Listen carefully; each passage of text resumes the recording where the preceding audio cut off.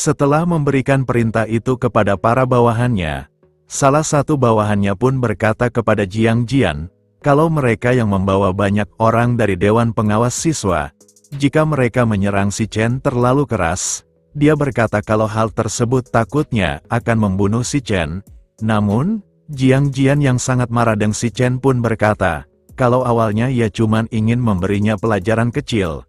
Namun karena sikapnya yang sangat menyebalkan menurutnya itu, orang rendahan seperti si Chen yang cuma seorang rank E namun malah menganggap dirinya berada di rank C dan berani tidak menghormatinya. Jiang Jian yang teringat dengan perilaku dan kata-kata dari si Chen di ujian tes evaluasi, dia pun meminta para bawahannya untuk menghajar si Chen sampai sekarat.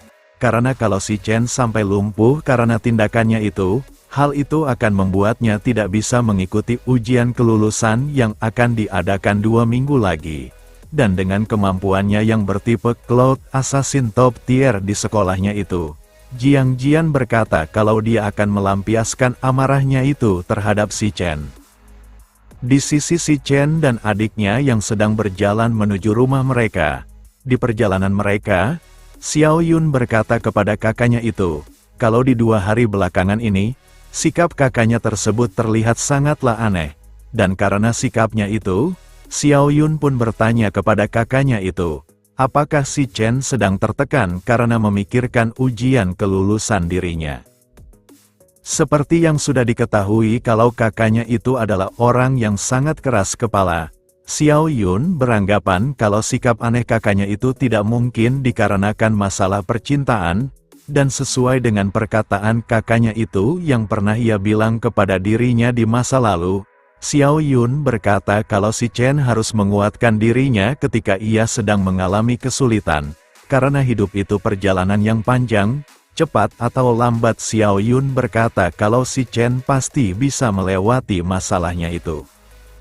Melihat adiknya yang sangat perhatian kepada dirinya, si Chen yang melihat ke arah adiknya pun berkata dalam hatinya, kalau Xiao Yun adalah orang yang sangat sensitif.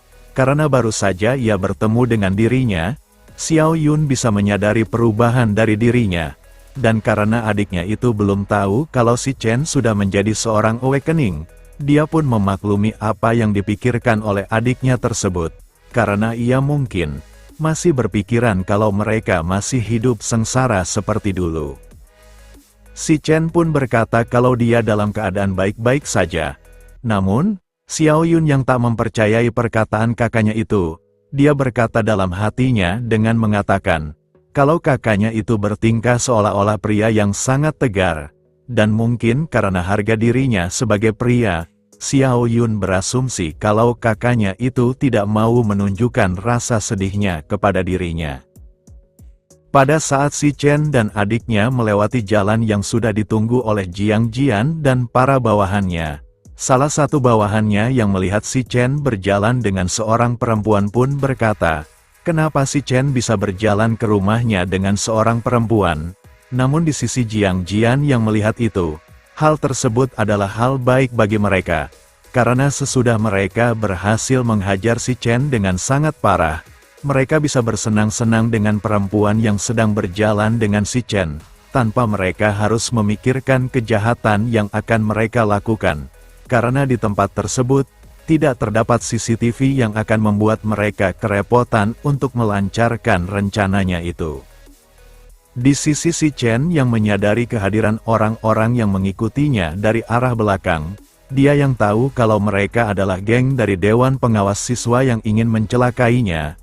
Si Chen pun lalu mengeluarkan sebuah earphone yang sudah disambungkan ke handphonenya untuk menunjukkan sebuah lagu yang sering ia dengar kepada adiknya itu. Dan setelah memakaikan earphone tersebut ke telinga adiknya tersebut, Xiao Yun yang ingin tahu perasaan kakaknya itu dengan cara mendengarkan lagu yang sering didengar oleh si Chen, dia pun akhirnya meresapi dan mendengar lagu yang ditunjukkan oleh kakaknya tersebut.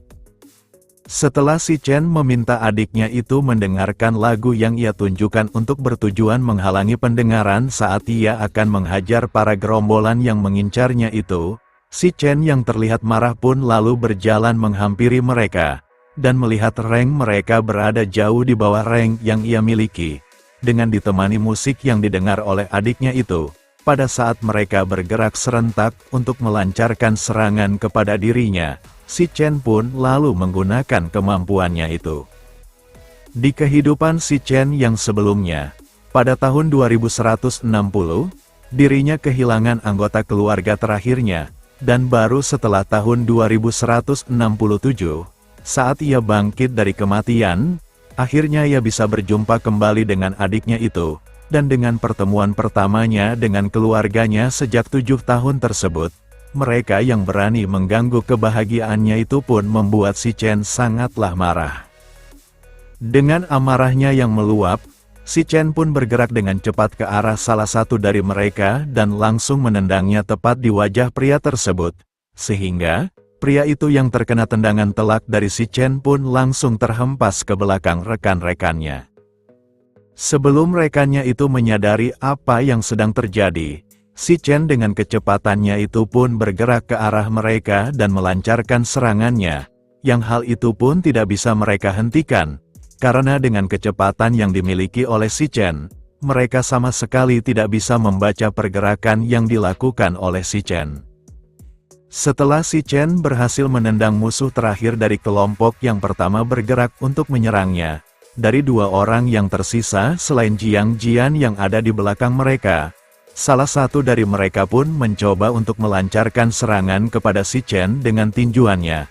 Namun, si Chen dengan mudah meraih tangannya itu dan langsung mematahkan tangannya itu dengan serangan sikutannya, sehingga pria tersebut pun berteriak kesakitan. Dan belum selesai dari itu, tanpa ragu, si Chen melancarkan serangan lanjutan dengan tinjuan menggunakan tangan kirinya, yang hal tersebut telak mengenai wajah dari pria tersebut.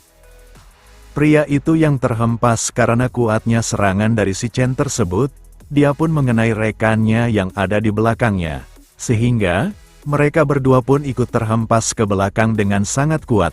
Dan di sisi Jiang Jian yang melihat kejadian tersebut, dia pun mulai merasa panik, karena si Chen yang ia anggap sebagai sampah tak berguna, ternyata mempunyai kemampuan yang sangat hebat, dan melihat si Chen mulai bergerak menuju ke arahnya sambil menyerang para bawahannya yang tersisa. Ketika si Chen berhasil melancarkan serangan kepada bawahan terakhirnya dan langsung bergerak ke arahnya untuk melancarkan sebuah serangan dengan tinjuannya itu, Jiang Jian yang menganggap kalau dirinya adalah top tier Cloud Assassin pun berkata, kalau dia tidak akan kalah dengan si Chen di pertempuran mereka. Pada saat ia akan melancarkan serangan dengan pisau yang ia bawa, si Chen yang lebih cepat bergerak melancarkan serangannya pun berhasil mendaratkan serangan tinjuannya tepat di pipi kiri Jiang Jian, yang hal tersebut pun membuat Jiang Jian terhempas keras ke belakangnya, dan dia yang masih terhempas oleh serangan kuat dari si Chen tersebut. Ketika ia berada di udara, si Chen yang bergerak cepat menghampirinya pun melancarkan serangannya kembali yang telak mengenai dagu dari Jiang Jian, yang hal tersebut membuat giginya terlepas, dan Jiang Jian yang terhempas kembali oleh serangan dari si Chen tersebut, dia pun lalu membentur tanah dengan sangat keras sehingga ia mendapatkan luka yang sangat parah. Setelah si Chen mengambil pisau Jiang Jian yang terjatuh dan berdiri di depan Jiang Jian yang masih belum membuka matanya itu, setelah beberapa saat dan Jiang Jian bisa membuka kedua matanya kembali, dia yang melihat si Chen dengan posisi yang sangat memalukan pun terlihat sangat ketakutan, karena si Chen berkata kalau dia akan membunuhnya jika ia mengganggu dirinya dan adik kesayangannya itu. Next, kita lanjut di part selanjutnya. Terima kasih.